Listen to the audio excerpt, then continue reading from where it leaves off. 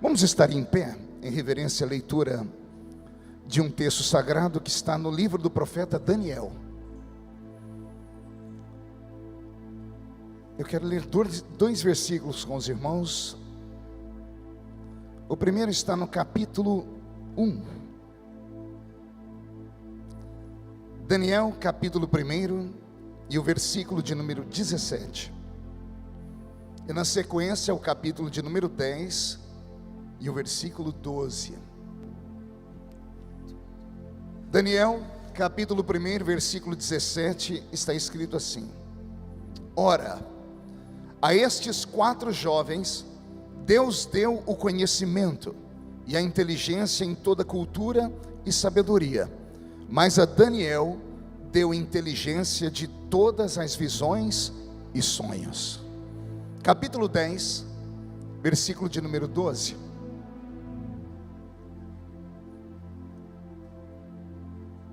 Capítulo 10, versículo 12, para parafrasear o capítulo 1. Está escrito assim: E então me disse: Não temas, Daniel, porque desde o primeiro dia em que aplicastes o coração a compreender e a humilhar-te perante o teu Deus, foram ouvidas as tuas palavras, e por causa das tuas palavras é que eu vim. Feche a Bíblia, coloque no banco, na cadeira. Como nós quebramos já alguns protocolos, vamos quebrar só mais um. Pegue na mão de quem está do seu lado aí. Isso, e aperte a mão dessa criatura com carinho até ela falar aleluia. Pentecostal que não faz barulho, está com defeito de fabricação, não é? Vamos orar. Pai, nós te exaltamos, nós te glorificamos, e nós entendemos que dentro de alguns minutos, e esta linda igreja ficará pequena para o tamanho da glória que o Senhor vai mandar do alto dos céus. Os que vieram tristes começarão a saltar de alegria. Os que vieram se arrastando não voltam para casa se arrastando. Hoje voltarão voando nas asas de um novo tempo. E antes que eu comece a revelar os seus segredos, cerque esta igreja com a sua glória, e num raio de 5 quilômetros, onde houver um demônio alojado, eu dou a esses demônios segundos para sumirem da taquara, porque se não sumirem, serão queimados pelo poder da sua glória, que aqui será derramada. Rasgue os céus sobre nós, manda anjos de fogo descerem aqui, que estes anjos desçam, trazendo brasas de fogo nas mãos, comecem a esparramar estas brasas entre nós, e onde houver um crente cheio do Espírito Santo, pega ele nesta noite, Jesus, e mostra o caminho da verdadeira e poderosa adoração. Fala conosco, fica conosco, é o que eu te peço agora. E toda a igreja diz: os que podem, tomem seu assento aplaudindo a Jesus, porque Ele é bom, porque Ele é maravilhoso. Querida igreja, noiva do Cordeiro, simpatizantes da nossa fé, amigos que vieram de perto, de longe, que nos assistem em casa, santos obreiros que estão aqui à minha retaguarda. Pregar no livro do profeta Daniel é um desafio. Daniel é o nosso João do Velho Testamento. Tanto que aqueles que gostam de estudar escatologia bíblica, quando vão ler Apocalipse, são obrigados a passear pelo livro do profeta Daniel. Daniel é um desses personagens da Bíblia que quem lê se apaixona por ele, se apaixona pela história dele, se apaixona pelo que ele recebeu de Deus. E detalhe, ele não recebeu num tempo de bênção, não recebeu num tempo de alegria. Daniel recebe algo de Deus no momento de muita provação. Israel vivia um momento de juízo. Diga comigo, juízo. Vivia um momento de juízo divino. O próprio Deus, o Deus de Abraão, depois de passar por centenas e centenas de anos, tentando trazer o coração de Israel para perto dele, tentando fazer com que eles o amassem de verdade, não conseguiu. Deus sempre tinha que dividir o amor de Israel com os postes ídolos, que aqueles judeus que saíram da Mesopotâmia antiga arrastaram para dentro de Canaã. Quem conhece a história sabe do que eu estou dizendo. Depois do período de 430 anos, no meio da península do Sinai, aprisionados no meio do deserto, aquele Israel que tinha tudo para adorar a Deus, entram na Canaã, na terra sagrada e esperada, e ao invés de cultuarem ao Deus vivo, tiram do meio das suas roupas, dos objetos que seus velhos pais trouxeram do Egito, imagens de Baal, Astarote, Azera, Marduk, os deuses antigos daquela terra pagã. E eu imagino Deus olhando do céu e não conseguindo compreender muito bem o que estava acontecendo. Porque uma coisa é você ficar no meio do deserto e ser abandonado. Outra coisa é no meio do deserto você viver como se estivesse em um oásis. Uma irmã entendeu, deu glória a Deus, eu vou tentar falar de novo. Uma coisa é você viver no deserto abandonado. Outra coisa é estar num deserto parecendo que está em um oásis. Porque o deserto para os judeus não era deserto, era um passeio. O deserto era deserto para os beduínos. Para os beduínos, durante a tarde, o sol chegava a 54 graus na sombra. Para os judeus, no meio do mesmo pico de horário, eles é como se estivessem dentro de um carro com o ar-condicionado ligado. Porque o Senhor havia colocado uma nuvem sobre eles, para que o sol não queimasse a pele deles. Para os beduínos, na calada da madrugada, o mesmo ambiente que chegava a 54 graus na sombra à tarde, fazia menos 3, 4, 5 graus. Então era para os ossos baterem, os queixos ficarem trincados. Mas para Israel, era como se estivessem durante o dia. Porque à noite, aquela nuvem que fazia sombra durante o dia, acendia um calor durante a noite. E a bondade de Deus era tão meticulosa, que o fogo que era aceso à noite não iluminava, porque senão atrapalharia o sono deles. Era um fogo que só aquecia. No deserto, onde não tem água potável, 3 milhões de pessoas, não eram 30 mil pessoas, nem 300 mil pessoas, quase 3 milhões de pessoas que ficaram 40 anos no meio daquele deserto, sem ter encanamento de água potável, nunca passaram sede. O dia que ameaçaram passar sede, Deus criou uma rocha e colocou pernas nela. O nome dela era Rocha de Meribá. Depois que Moisés tocou naquela pedra, para onde Israel ia, quando olhavam para trás, a Rocha de Meribá estava atrás deles. E só para os desavisados, a Rocha de Meribá está aqui nessa noite. Ele diz: eu sou a fonte da água da vida. Quem beber da água que eu tenho para dar, nunca mais tem sede. Alguém já bebeu dessa água? Então como é que você que bebeu dessa água consegue ficar me olhando com essa cara feia, parecendo que foi batizado num pote de vinagre? Quem bebeu dessa água precisa estar alegre, principalmente numa conferência como essa. Posso ouvir mais um grito de glória a Deus? Pois bem, era esse Israel que o Senhor tirou lá da península do Sinai, os colocou dentro de Canaã, e por um período de quase 300 anos, no período dos juízes, Israel ficava levantando e caindo como um bêbado. Caíam aos pés do Senhor em oração quando Deus autorizava que os heveus, heteus, girgazeus, os cananeus e todos os eus daquela época viessem contra eles em juízo. Aí quando Deus ouvia eles orarem, o Senhor tirava o juízo e mandava bonança. Quando vinha a bonança, que eles podiam adorar a Deus, eles trocavam a Deus por causa de Baal, e ficavam nessa história, levanta e cai, por quase 3 séculos. Então aprove a Deus levantar profetas maiores e menores, para dizer a eles: chegará um tempo em que vocês vão me procurar e não vão me achar. Chegará um tempo em que vocês vão querer e não vão ter. Chegará um tempo em que eu vou tirar vocês dessa terra, e vocês serão escravizados. Daniel vive neste período, no período em que a paciência de Deus se esgotou, no período em que o cálice da ira de Deus foi derramado. Então Deus permite que o rei de Babilônia venha contra o povo judeu, e não apenas o humilhe, não apenas o prenda, mas destrói todas as suas bases. A principal base do povo hebreu não eram os seus palácios, mas era o seu templo, o seu santuário. Nabucodonosor, um homem grande conquistador, por isso teve o maior império do seu tempo, sabia como conquistar as nações. As nações que tinham regime monárquico, bastava ele mandar o seu exército, e o exército ia direto para o palácio, porque uma vez que o rei está preso, todo o povo se ajoelha. Mas Israel não era um reino monárquico, era um reino teocrático. E ele estudou muito bem a tradição e a cultura dos hebreus. E ao invés de mandar os seus soldados para o palácio de Israel, ele manda para o santuário.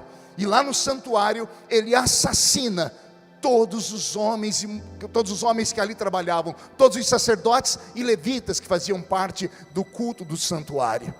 E nesse período, depois que os sacerdotes são assassinados, a fé de Israel se esmorece.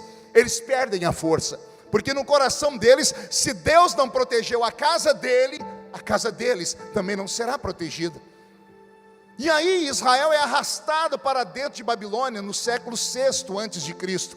E na primeira leva de presos foram 1 milhão de judeus acorrentados. E no meio desta leva está o menino Daniel. Junto com ele seus 3 primos, Ananias, Misael e Azarias, que a igreja insiste em chamar de Sadraque, Mesaque e Abidnego. Quem conhece um pouco de cultura bíblica nunca vai dar ênfase a esses 3 nomes, porque são nomes de adoração aos deuses pagãos. Os nomes dos hebreus eram nomes de adoração ao Deus vivo. Daniel, Ananias, Misael e Azarias são selecionados no meio da leva de 1 milhão de hebreus, porque são meninos que vêm da aristocracia. Eles têm sangue azul, eles são letrados, eles conhecem ciências, eles conhecem astronomia, porque era isso que se estudava no Oriente Médio.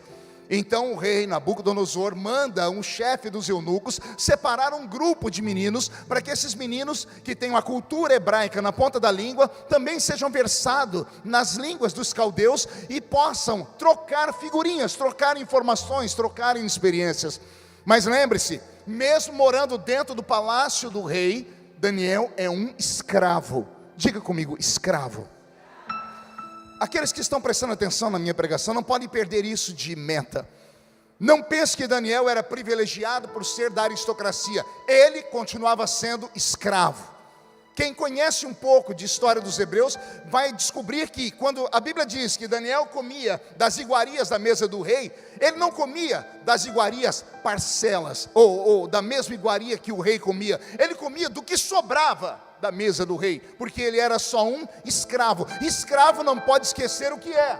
Escravo é escravo. Quando a Bíblia diz que ele bebia do vinho do rei, não é que o rei abria uma garrafa, colocava um pouco na taça dele e um pouco na taça de Daniel e eles brindavam. Não, Daniel bebia do vinho que sobrava da mesa do rei, ou pelo menos deveria beber, ou pelo menos deveria comer, porque Israel está debaixo de juízo. Deus não está olhando para eles. Em tempo de juízo, Deus fecha os lábios, Ele não fecha os olhos, mas Deus trava os ouvidos, porque por um período de 70 anos, quantos anos eu disse?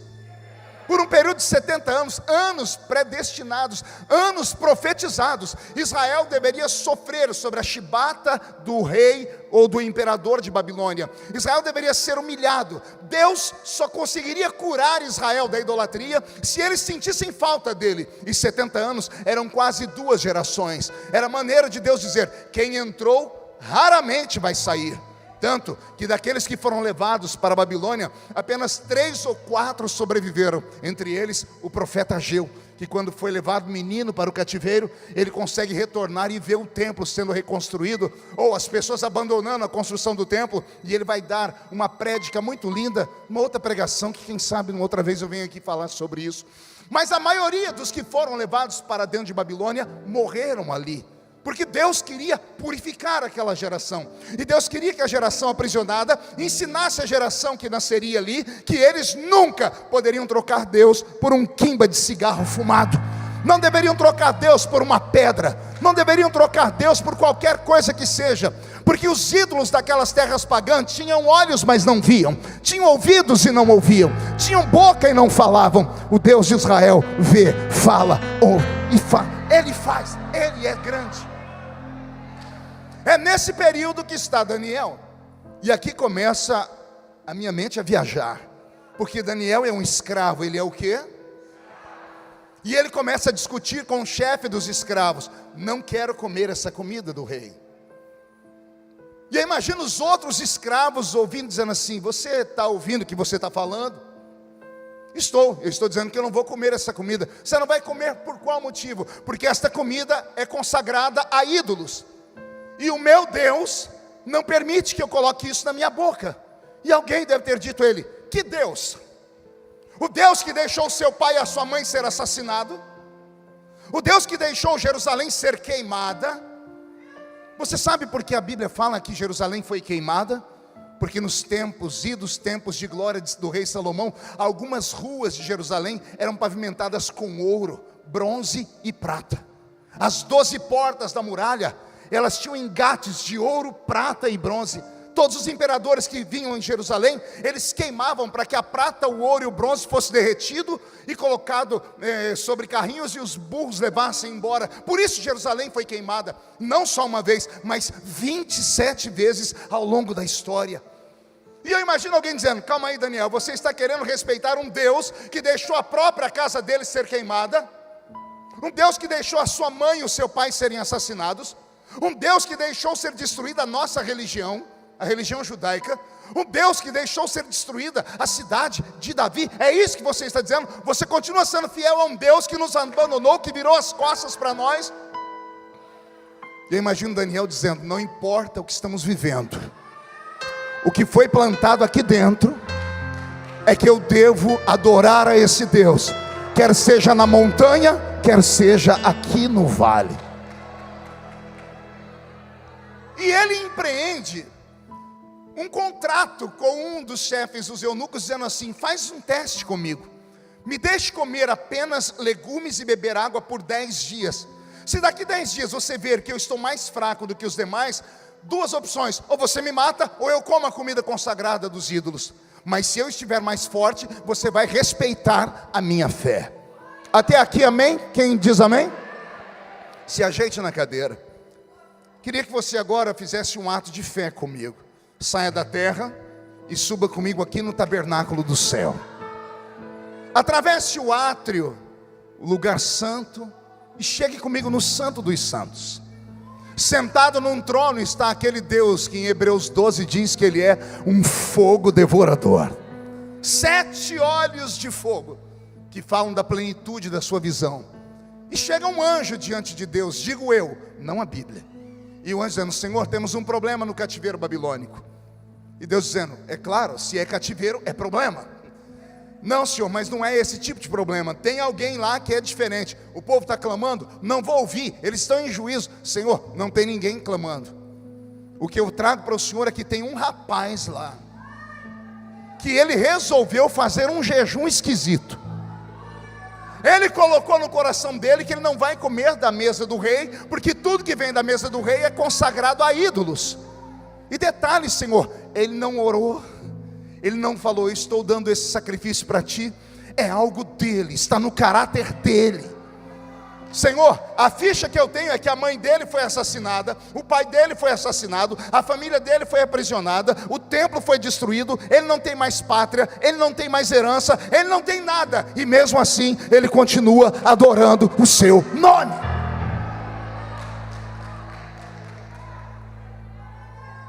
No livro de Jó, a Bíblia diz que Jó provocou Deus. Quando eu vejo Daniel fazendo isso aqui, eu vejo um garoto, não sei se ele fez de cabeça pensada, pastor Silas, ou se foi algo inato. Ele acabou provocando Deus, porque ninguém ganha de Deus em generosidade. Anote isso na sua cabeça, porque é uma sentença eterna: ninguém ganha de Deus em generosidade. Se você que é um ser humano de bem, alguém te empresta alguma coisa, você não vê a hora de devolver, você não vê a hora de pagar suas contas. Quem é de bem é assim, não gosta de ficar devendo nada para ninguém, até porque é um texto bíblico que diz isso: a ninguém devais nada a não ser o amor. Imagine o Criador do universo, você dá 1 para ele, ele te dá 30, você dá 1, ele te dá 60, você dá 1, ele multiplica por 100.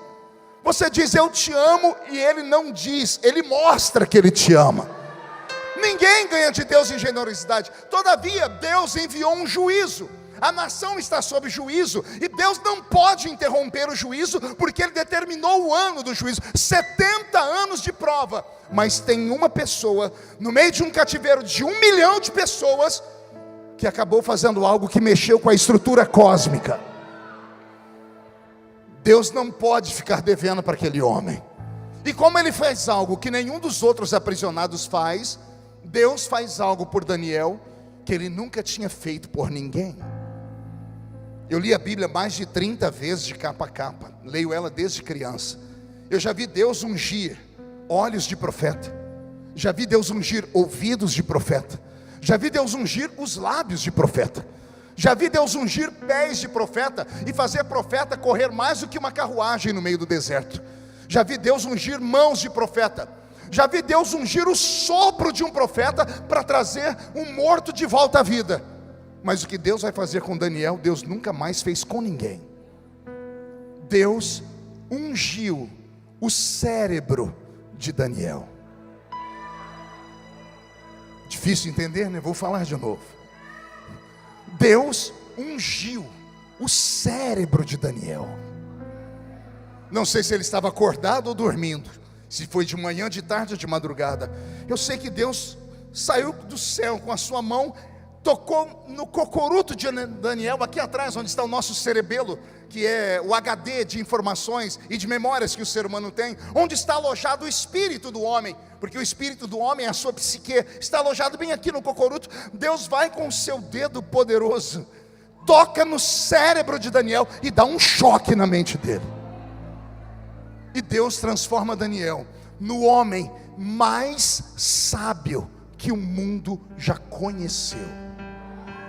Pastor, não, tem Salomão. Salomão era inteligente, mas não chegava aos pés de Daniel. Um dia Deus vai repreender uma criatura de quinta grandeza, que é um anjo que ele criou de maneira especial. O nome dele era Lúcifer.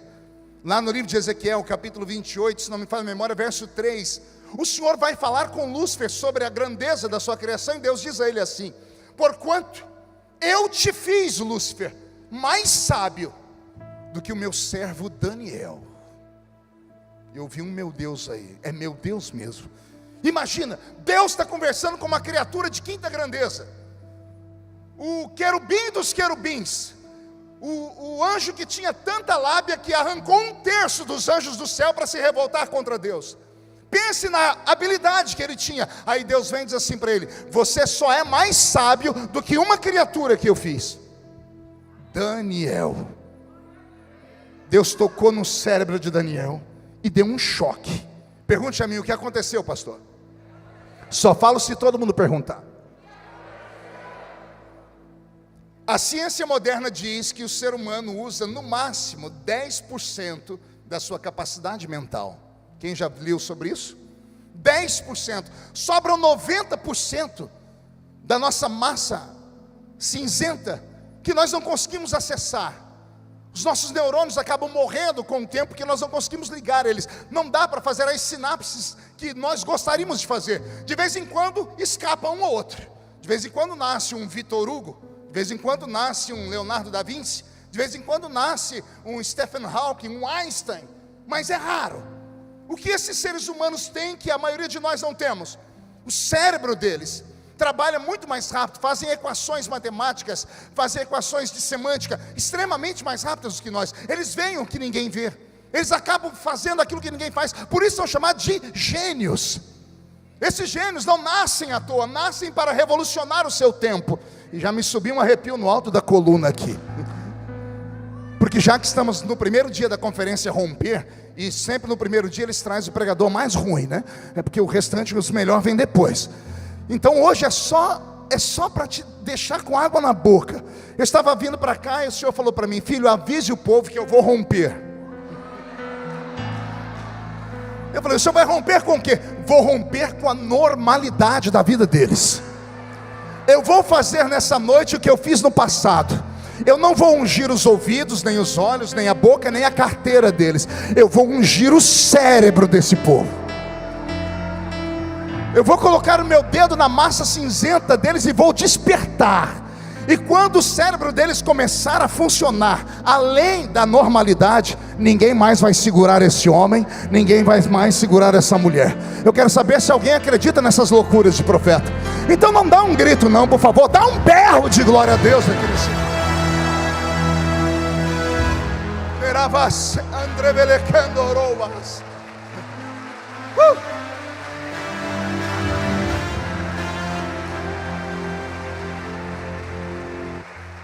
No primeiro versículo que eu li, a Bíblia diz que o ato de Daniel e os 3 primos dele acompanharem ele naquele jejum, entre aspas, Deus deu aos 4 sabedoria e inteligência. Deus deu a eles conhecimento. Aí a Bíblia destaca Daniel, porque a ideia foi dele. Aí a Bíblia diz: mas para Daniel, Deus deu a ele entendimento nas visões e nos sonhos. Deus deu a ele entendimento naquilo que até Freud tem dificuldade para explicar, que é um mundo paralelo ao mundo normal. Porque quando nós sonhamos, nós nos desligamos do planeta Terra e trazemos à baila todos os nossos pensamentos, quer sejam bons, ruins, frustrações. Há um versículo em Provérbios que diz assim, que tudo que nós passamos em tribulação à noite é referendado por causa das tribulações do dia.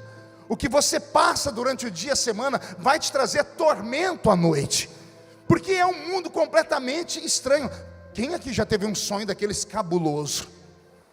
Que você sonha, de repente quando você abre o olho, você está em pé. Você sente o gosto da comida na boca, você sente o cheiro do perfume, você sente o toque da pessoa. É uma coisa anormal. Aí a Bíblia diz assim, que Deus deu a Daniel, além de conhecimento, além de sabedoria, além de inteligência, Deus deu para ele habilidade com coisas metafísicas. Essa palavra às vezes choca, eu vou te chocar mais ainda. Deus transformou Daniel em um homem sensitivo. Pode ver que está diminuindo mais ainda os glórias a Deus, e eu já esperava isso, porque nós crentes assembleianos nos esquecemos da nossa raiz. A nossa raiz não é a cultura humana, a nossa raiz são revelações, são sonhos, são poder, autoridade e unção. Quando a igreja de Corinto, uma igreja habilidosa, criada por gregos que tinham habilidade com filosofia e todas as ciências do mundo antigo, foram dizer para Paulo, quando você veio aqui e fundou esta igreja, nós só cremos em você por causa das palavras que você falava, você era muito sábio. Paulo os repreendeu dizendo, quando eu fui ter convosco, nada do que eu vos falei foi em sublimidade de palavras de sabedoria humana. Eu fui ter convosco e convenci vocês por causa da unção, por causa da graça, por causa da glória, da revelação e do poder de Deus que há em Jesus Cristo. Quando eu vejo Daniel receber estas habilidades extrasensoriais, agora não teve glória a Deus nenhum. Você viu que começou a diminuir? Porque essas palavras chocam e ferem os nossos ouvidos modernos. Porque todas as vezes que vocês ouvem essas 3 palavras que eu falei aqui, sobre coisas metafísicas, extrasensoriais, ou alguém sensitivo, você já lembra do Centro Espírita na Mesa Branca, lá do Allan Kardec. Ou você lembra do último filme, ou da última série que você assistiu na Netflix, sobre coisas paranormais. Ou você se lembra de coisas que você ouviu falar lá da Umbanda. Você só se lembra de Zé Pilintra, Zé Pilantra, Exu Caveira, Tranca-Rua, Preto Velho, e esse povo todo. E você se esquece que a origem está em nós. Vou falar de novo. Nós somos o poder original. O diabo só faz imitação barata. Vou falar de novo. Quando você vê alguma coisa acontecer em um terreiro de feitiçaria, tudo que acontece lá é mera imitação do que um dia nós já fomos aqui. Ah, pastor, mas lá descem espíritos, e aqui não desce não. Tem um espírito que além de descer, ele veio morar dentro de nós. E ele é diferente dos espíritos que descem lá naquele terreiro. Os espíritos que descem naquele terreiro só descem sobre cavalo, e cavalo só sabe dar coice.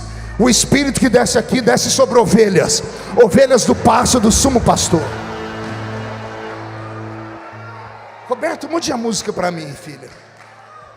Deus deu ao homem natural 5 presentes. Nós chamamos esses presentes de habilidades ou de sentidos. São eles: visão, audição, olfato, paladar e tato. Vamos lá? Vamos repetir? Deus deu ao homem 5 habilidades ou 5 sentidos. São eles: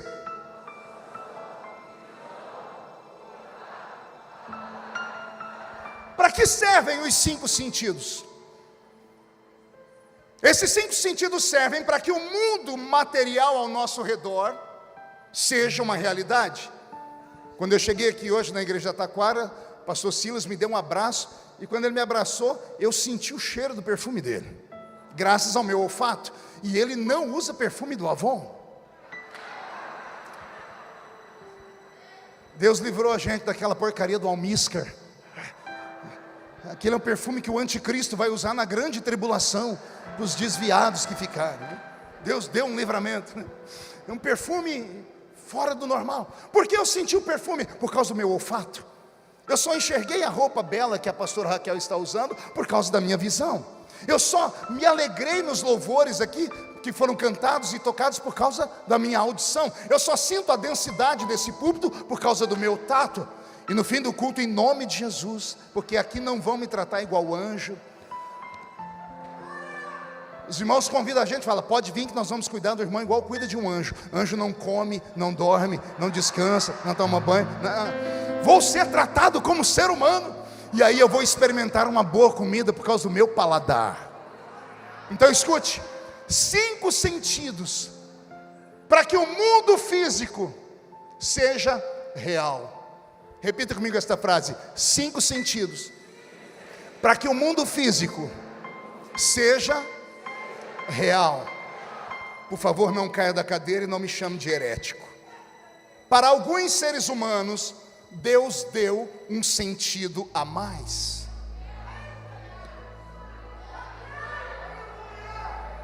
Que eu chamo de 6º sentido. Agora apertou. Teve uma irmã ali atrás, fez o sinal da cruz. Ela lembrou do filme do garotinho lá do Bruce Willis. I see people dead all the time.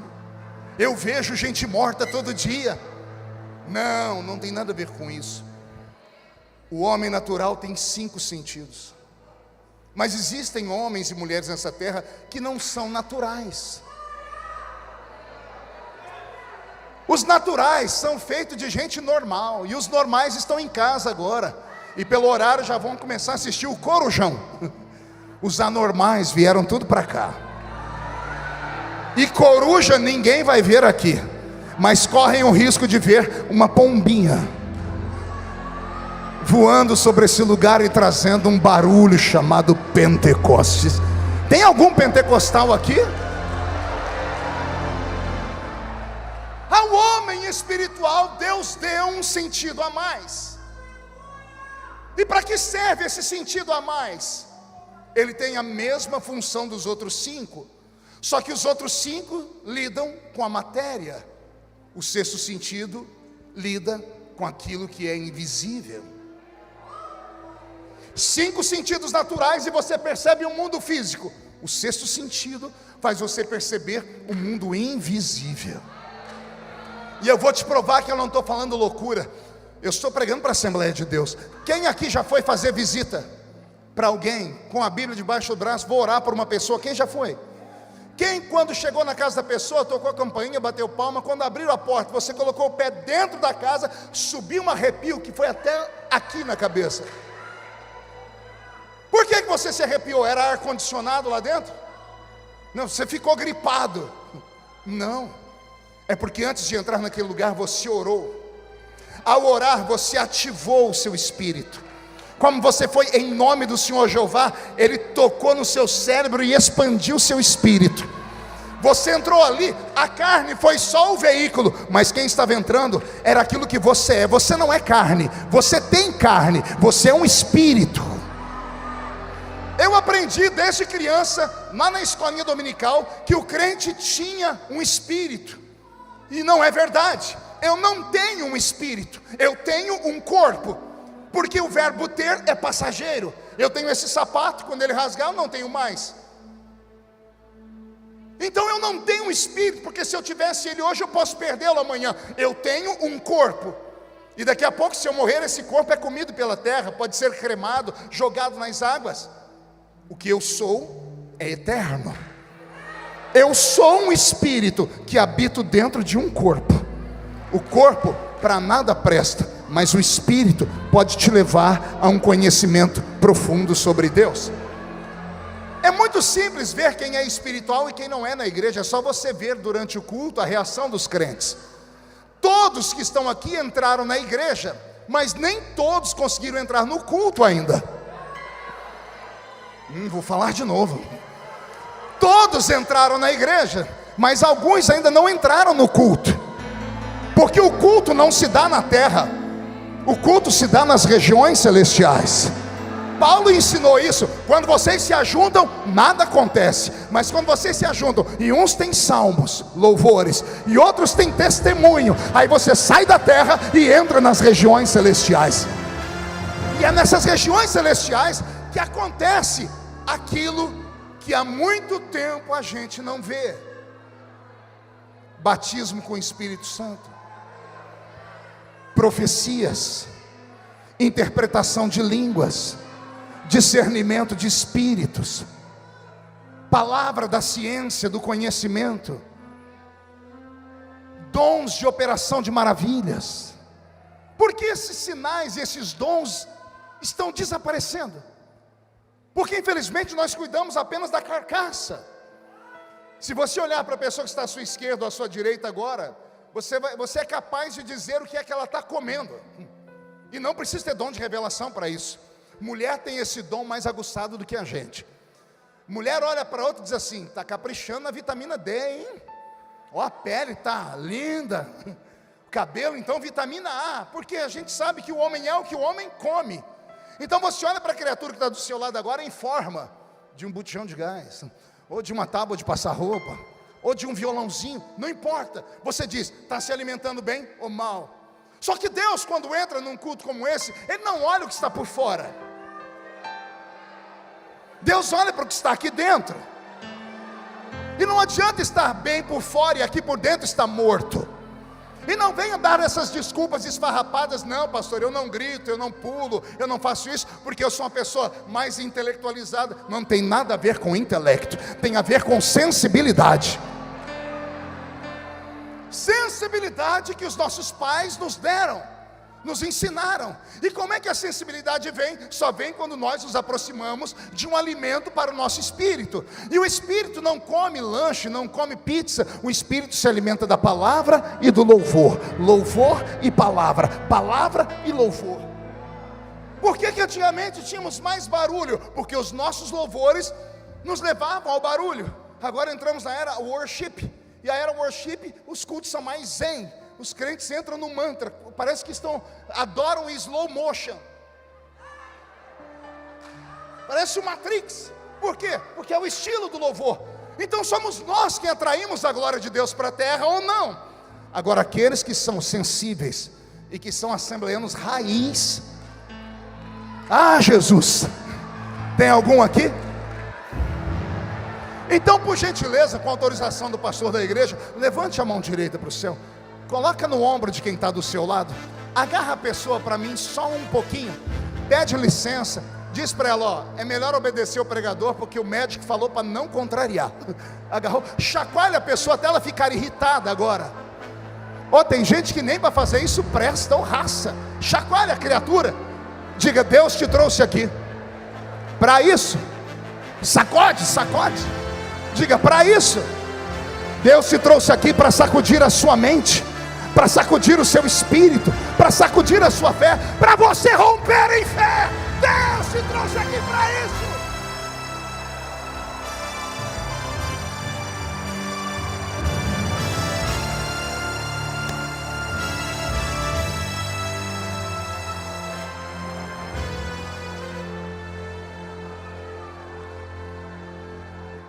A Bíblia diz que aquele que é espiritual não é discernido por ninguém, mas ele discerne tudo. Deus te trouxe aqui para romper esse céu de bronze que está sobre a sua vida, essa folga evangélica que você tem vivido, que pensa que está entrando na igreja, está entrando num teatro. Aqui não é um teatro. Aqui não é um cinema onde você escolhe o que quer assistir. Aqui não é um show de stand-up. Aqui ainda é um quartel-general. Eu não venho numa campanha como essa para sair só dizendo eu gostei. Eu venho numa campanha como essa para sair por aquela porta, agarrar o diabo pelo chifre, esfregar o focinho dele no chão, chutar ele para o inferno e dizer a ele: eu sei quem eu sou em Cristo.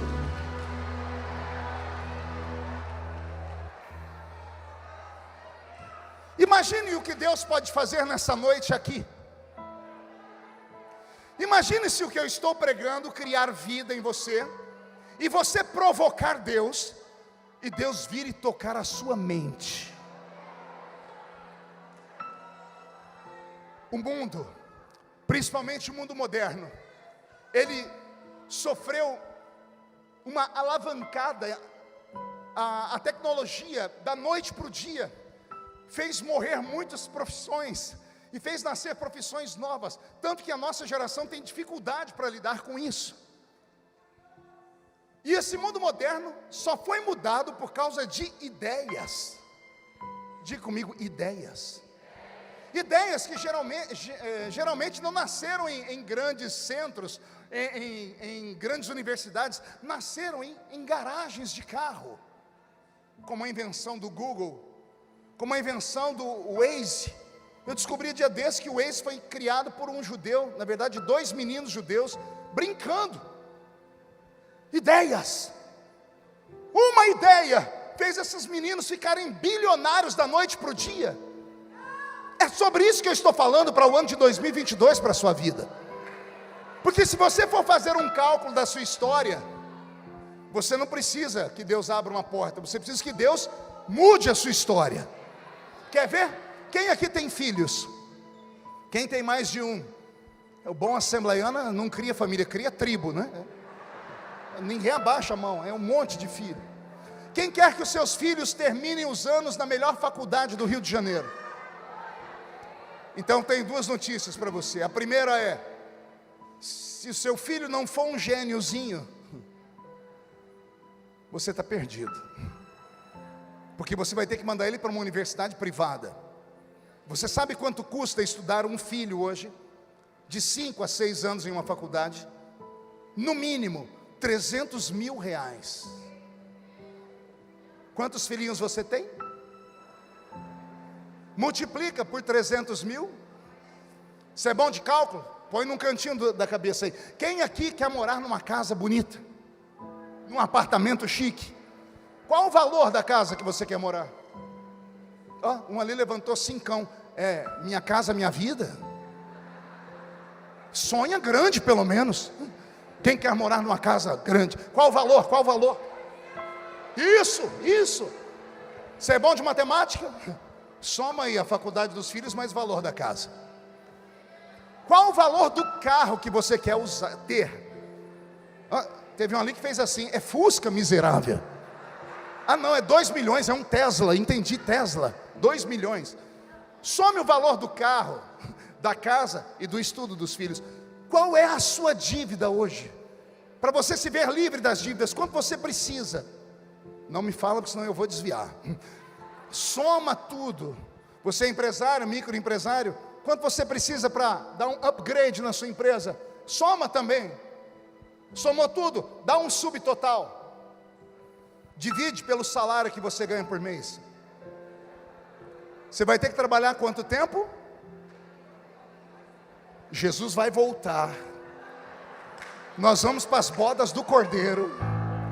A gente vai voltar com Jesus lá em Jerusalém, ele sobre o Monte das Oliveiras. Ele vai instalar aqui na terra o reino milenar dele. E depois de 1000 anos você ainda vai estar pagando as contas. Então você não precisa de uma porta aberta, você precisa romper. E como é que eu vou romper, pastor? Só tem um jeito: é Deus tocar o seu cérebro e Deus te dá uma ideia. Você não precisa de 2, não precisa de 3, uma única ideia, e a sua vida muda da noite para o dia. Vou repetir: se Deus visitar você na calada dessa madrugada e te der uma ideia, aqueles que até hoje te olharam de cima para baixo para te enxergar depois de amanhã, vão ter que comprar um par de binóculos, porque você vai estar voando acima das nuvens. Se alguém acredita nisso, rompe num barulho de glória.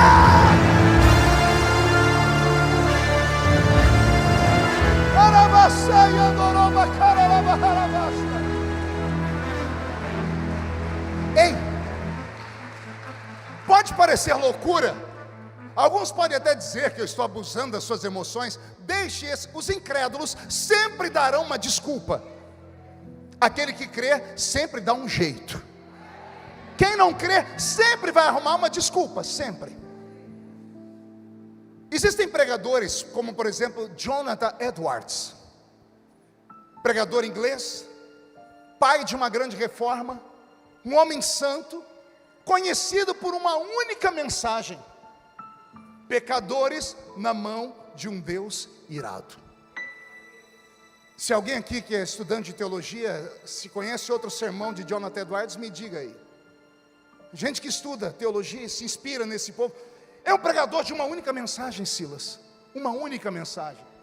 Ele não precisou de duas para impactar o mundo. Uma única mensagem. Um historiador, biógrafo dele, diz que ele estava num culto, orando porque ele queria um avivamento lá em Londres.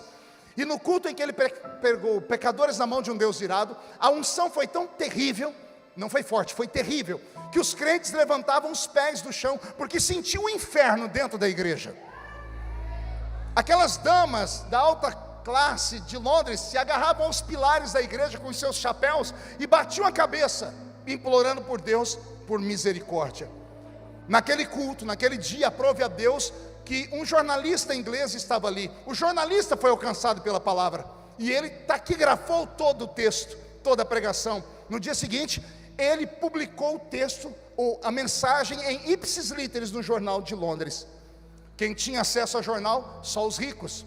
Os ricos começaram a ser impactados na leitura do sermão, chamavam os empregados e liam para os empregados. Londres foi sacudida pelo poder de Deus. Em menos de um mês, um francês ouviu falar, e francês e inglês não se dão muito bem, que havia acontecido alguma coisa em Londres por causa de um texto. O jornalista francês leu o texto e foi impactado e traduziu para o francês. A França foi sacudida. Um jornalista dinamarquês, amigo do francês, leu o texto e publicou em dinamarquês. Do dinamarquês era amigo de um escocês, publicou em escocês. E assim a Europa inteira, em menos de 6 meses, foi sacudida pelo poder de Deus. Tem mais de centenas de anos que Jonathan Edwards morreu, e eu estou aqui falando dele. Um único sermão. Imagina Deus te visitar hoje. Você, pregador, você que tem oportunidade, nem que seja lá na sua igrejinha: pastor, mas eu congrego numa igreja com 10 pessoas. Hoje você tem isso aqui, ó. Já pensou você fazer uma live com aquela pregação e da noite para o dia Deus te colocar no topo de tudo? Como isso pode acontecer, pastor? Basta um sermão. Eu estava pregando lá em Florianópolis, na ilha de São José, na igreja de um grande amigo meu, Bispo Flori. E o Bispo Flori tinha uma banda, e a banda estava cantando, e eu estava aqui embaixo. Na época o Facebook ainda não era limitado, e eu filmei a música porque achei bonito. Antes do culto terminar, a música já tinha 3 milhões de acessos aqui. No dia seguinte chegou a 22 milhões de acessos. Eu só fiquei sabendo depois, que a dona Evelise aqui da MK ficou sabendo da música, mandou chamar os meninos. E eles vieram, fecharam um contrato e cantaram a música que hoje o Brasil inteiro canta. Como é que é a música, Roberto? Só em ti confiarei, eu nada temerei, em frente eu irei, pois eu sei que vivo estás e um dia voltará do céu para nos buscar, para sempre reinarás. Uma única música. Roberto, mude a música. Nesta madrugada, o senhor músico, esses meninos que estavam tocando aqui entendem de notas, salvo aqueles que tocam de ouvido. Imagine você acordar lá pelas 3 horas. O anjo das 3 ainda visita, viu, gente? Vocês conhecem ele? Quem já experimentou? Alguém vai dizer, não, isso aí é porque o seu relógio biológico foi programado. Conversa para boi dormir. É o anjo das 3 mesmo. Eu aprendi com a irmã Maria, que só tinha 2 dentes na boca, o zagueiro e o atacante. Ela era analfa de pai e beta de mãe. Meu filho, pode orar, que o anjo das 3 te acorda, e você vai orar.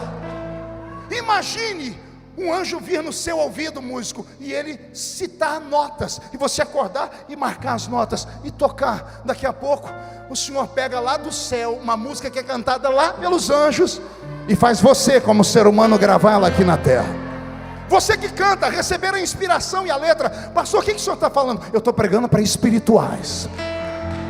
Estou pregando para homens e mulheres que, quando esse culto terminar, vão sair por aquela porta e vão ver o que os olhos não viram, vão ouvir o que os ouvidos não ouviram, vão sentir aquilo que o coração ainda não sentiu. Um dia, Daniel acordou, não sei se sentado na cama, se ajoelhado. Eu sei que ele percebeu que havia algo diferente em Babilônia.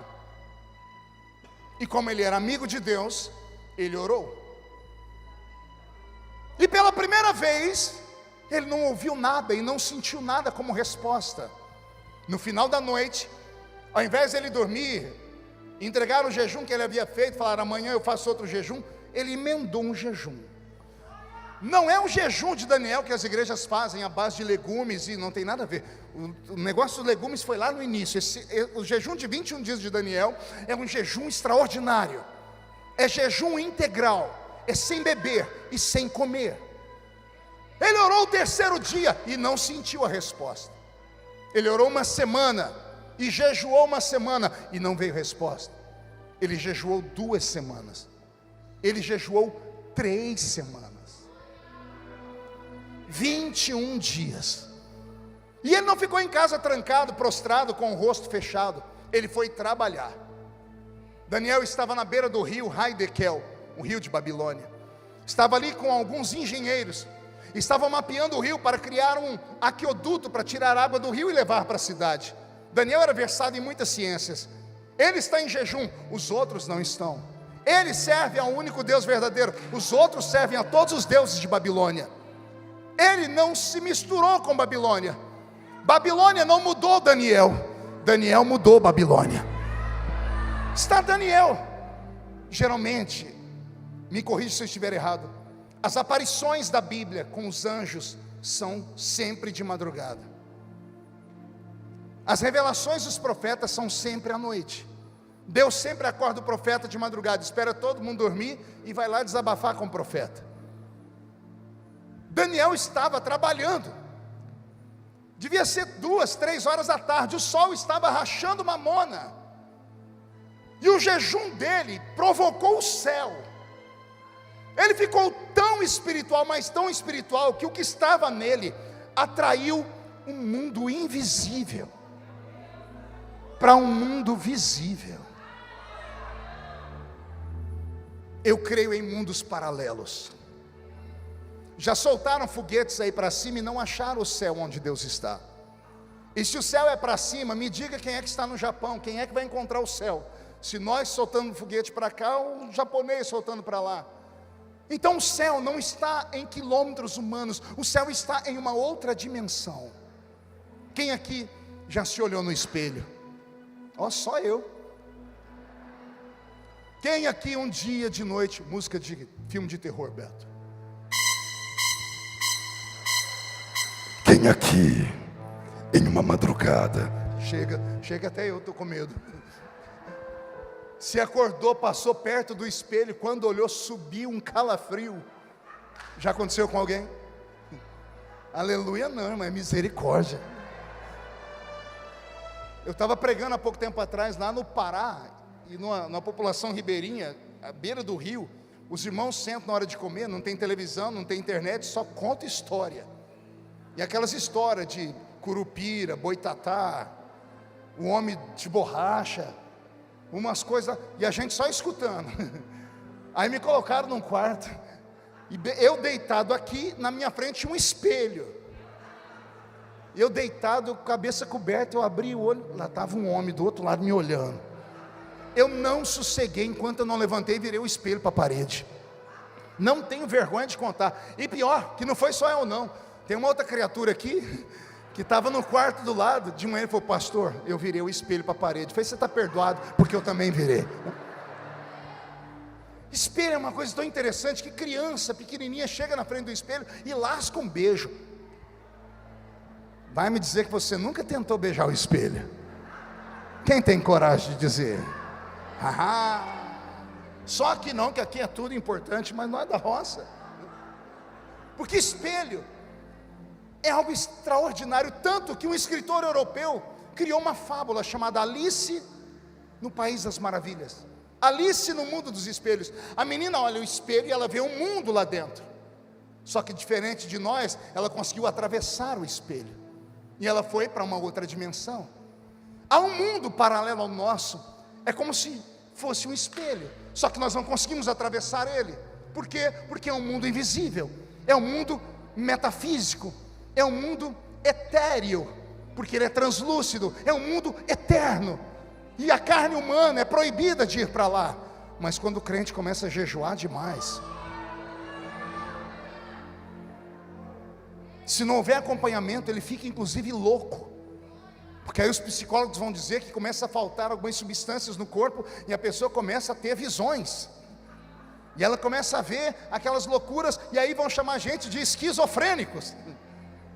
E o pentecostal é esquizofrênico. Porque o esquizofrênico é aquele que vê o que ninguém vê, escuta o que ninguém escuta, e sente o que ninguém sente. Você vê uma pessoa: eu estou tendo visão, já manda ela lá para o psicólogo. A pessoa começou a ouvir voz. Você nunca viu a propaganda da Igreja Universal na rua? Se você ouvir vozes, venha para a sexta-feira, não sei do que. As pessoas correm, porque ouve voz. A pessoa que ouve vozes, ou para nós, é louca. Se você lembra, não é, ela é louca, é esquizofrênica. Aí Paulo escreve a carta aos Coríntios, tinha que ser para os Coríntios, né? Primeira carta de Paulo aos Coríntios, capítulo 2, verso 9, ele diz: aquilo que os olhos não viram, que os ouvidos não ouviram, que não subiu ao coração do homem, é o que Deus tem reservado. Não é para qualquer um não, é só para aqueles que o amam.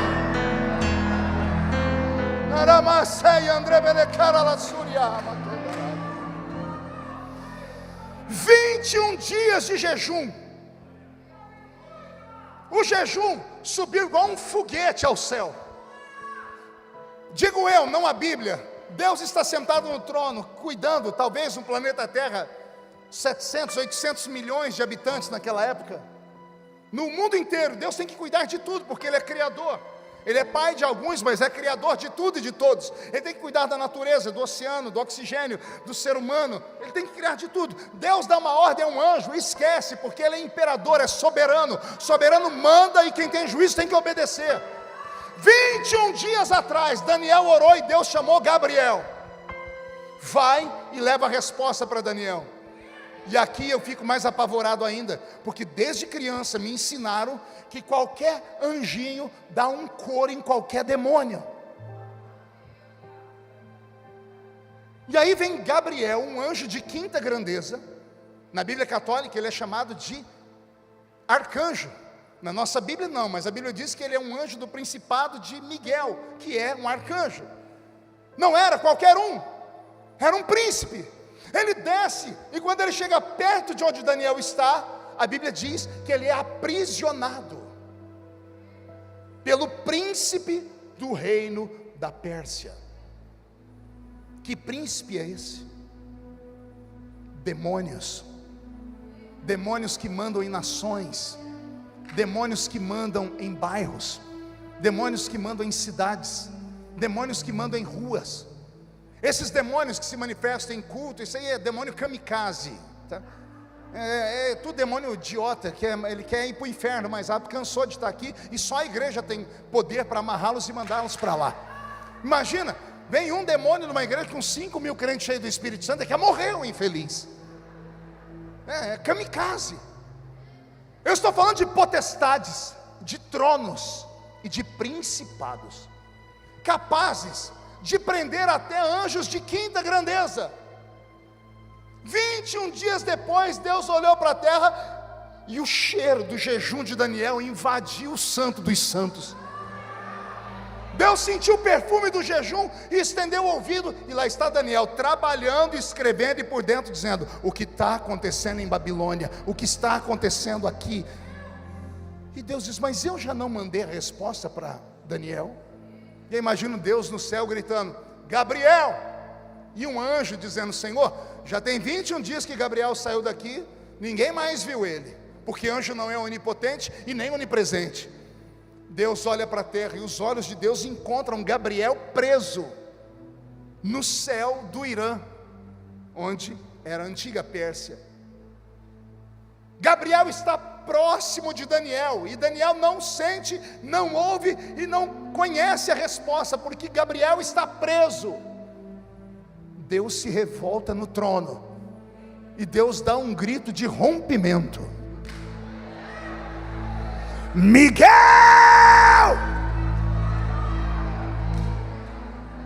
E lá vem Miguel, espada de fogo na mão.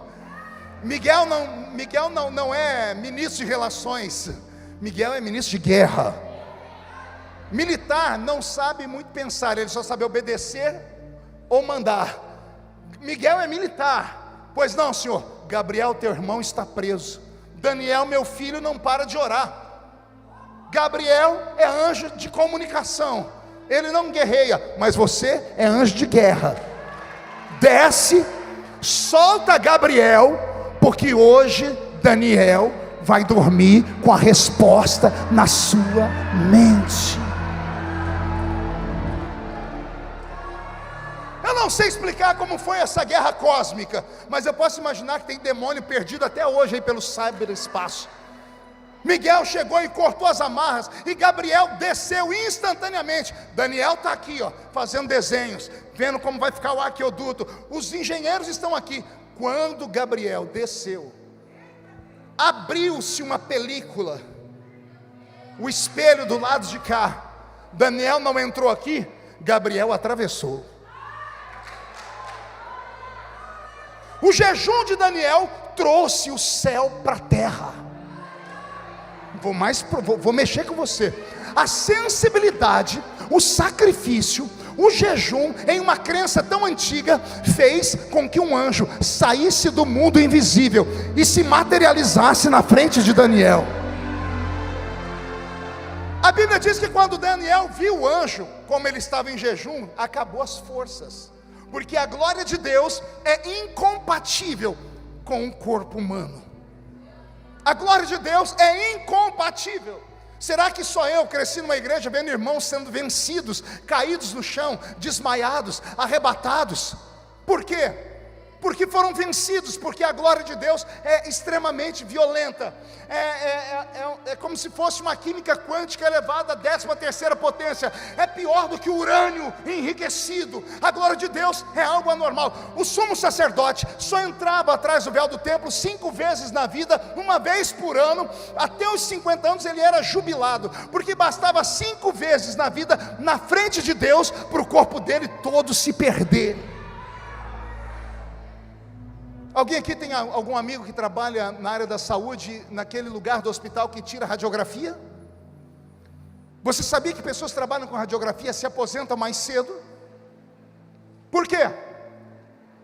A radiação, quando entra no corpo deles, vai criando osteoporose, vai destruindo células. A glória de Deus é uma radiação 10.000 vezes mais intensa.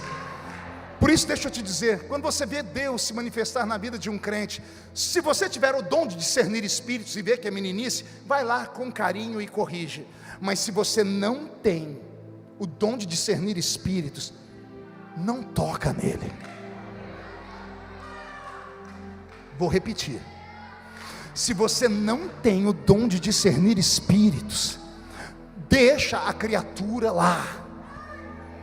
Você pode estar tocando numa bomba atômica, você pode estar enfiando a mão numa caixa de marimbondos, porque essas pessoas estão sentindo algo que você não pode explicar. Você acha mesmo que eu grito aqui porque quero? Ah, pastor, eu já li sua história, o senhor era cortador de cana. Isso, eu era. Eu sou estudado, eu me comunico em 3 idiomas. Eu escrevi 22 livros e uma enciclopédia. Eu sou uma pessoa que conhece um pouquinho das letras, eu debato qualquer tipo de assunto. Mas quando eu estou num púlpito e a glória de Deus desce, eu não grito porque quero, eu sou obrigado a gritar. É uma energia, é uma graça. O corpo começa a arrepiar, vem uma coisa valente, a perna começa a tremer. O que é isso, pastor? Nós chamamos isso de poder do Espírito Santo. O que está faltando para você é isso, criatura.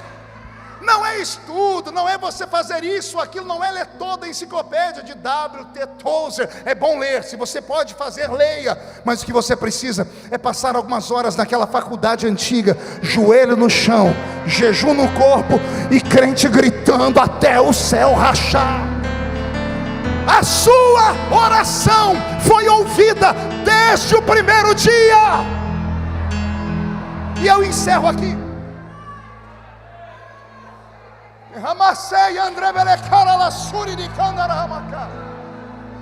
A sua oração foi ouvida desde o primeiro dia. Quando Daniel caiu no chão, os homens que estavam com ele não viram nada, não ouviram nada, mas ao invés de agacharem e colocarem Daniel de pé, eles saíram correndo. Como é que você corre de algo que você não está vendo nem ouvindo? Eles correram porque, embora não vissem e não ouvissem, eles sentiram.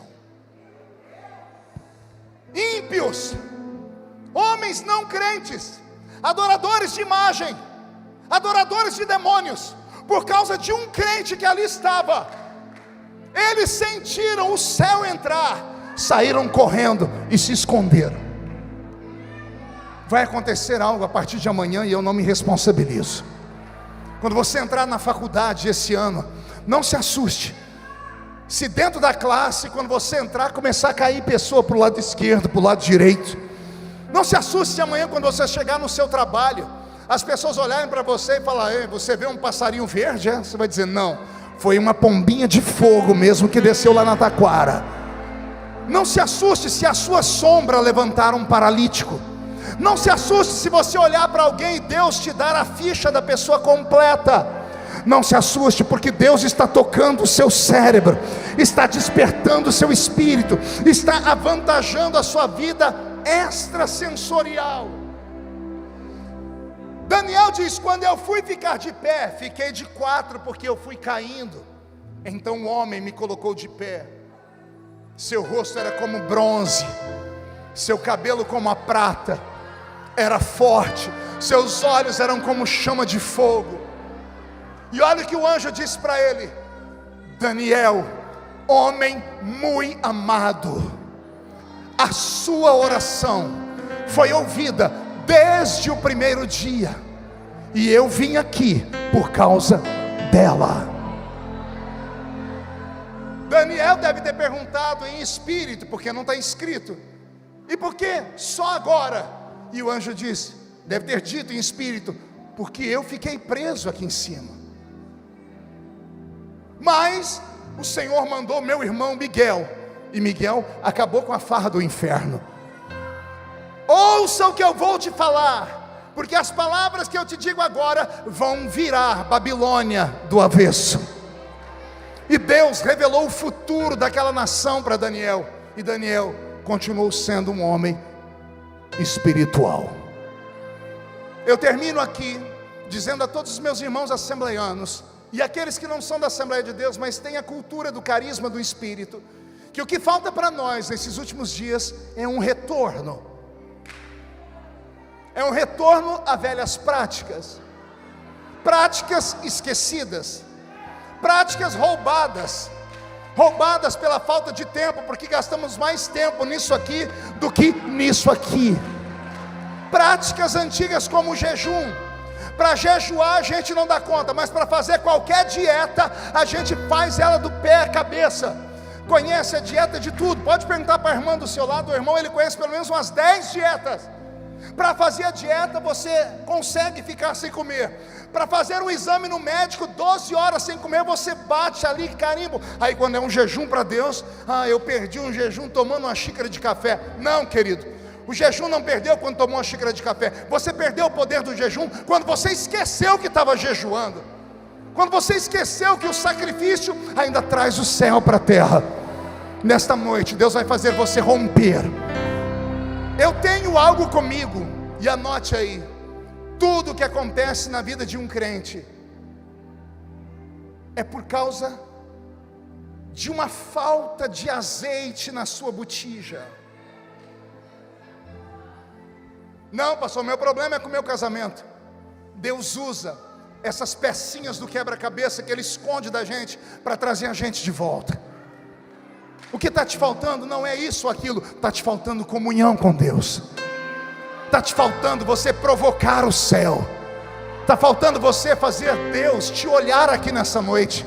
Pastor, o senhor acha que Deus vai me ver? Se você continuar com esse olho seco, parecendo olho de sapo que morreu no dia de enchente, com certeza Deus não vai te olhar. Se você continuar me olhando com essa boca travada, essa boca de aço, essa língua de ferro e esse queixo de concreto, com certeza Deus não vai te olhar. Mas se você romper em uma adoração extravagante aqui nessa noite, se você levantar as mãos, dar um salto para cima, se você der um grito capaz de estourar esse teto, aí o céu vai descer sobre a sua vida. Fique de pé comigo agora.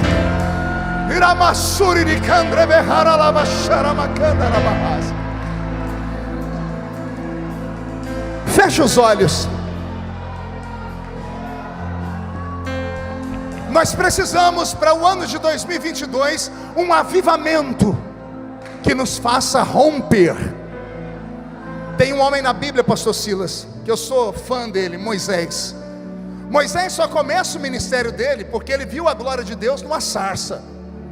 Se aquela sarça não fumega, Moisés não tinha tido aquele ministério. O ser humano precisa ver, precisa experimentar o sobrenatural para crer na missão dele. 20 anos depois, Moisés está na península do Monte Sinai. Miriam e Arão querem roubar o ministério dele. Israel colocou ele na parede, só reclamam de falta de pão, falta de água, reclamam porque não tem pepino, cebola, alho bravo, reclamam porque não tem cova para sepultar todo mundo. Moisés acorda antes de todo mundo e vai para a tenda da congregação, e ele diz: Senhor, eu preciso de um avivamento, eu preciso romper para continuar guiando esse povo. E o que você quer, Moisés? Eu quero ver a sua glória. Mas eu já te mostrei a minha glória lá naquela sarça. Eu quero ver a sua glória de novo. Aquele avivamento foi para aquele tempo. Eu preciso de um avivamento agora. Eu preciso de algo novo, como foi cantado aqui. Aí Deus disse para ele: então, se você quer esse avivamento, você tem que subir mais alto no monte. Sobe no alto da montanha. Está vendo aquela pedra? Fica no meio daquela fenda, porque eu vou passar de costas. Quando eu passar, eu vou tapar os seus olhos para que a minha glória não te consuma. Mas quando eu estiver de costas, você vai ver a minha glória pelas costas. Moisés saiu dali com o rosto dele brilhando. Deus te trouxe nesta noite para ungir a sua mente, para fazer o seu espírito ser expandido, e para que você retorne a ter visões da glória de Deus. Eu quero convidar você a subir comigo o alto da montanha, porque foi subir no alto da montanha, vendo a glória, que Moisés entendeu que tudo na vida dele era Deus, que a luta era Deus, que a tempestade era Deus, que a chuva era Deus, que o abandono era Deus. Porque quem está com Cristo, tudo que acontece na sua vida, ou é porque Deus manda, ou é porque Deus permite.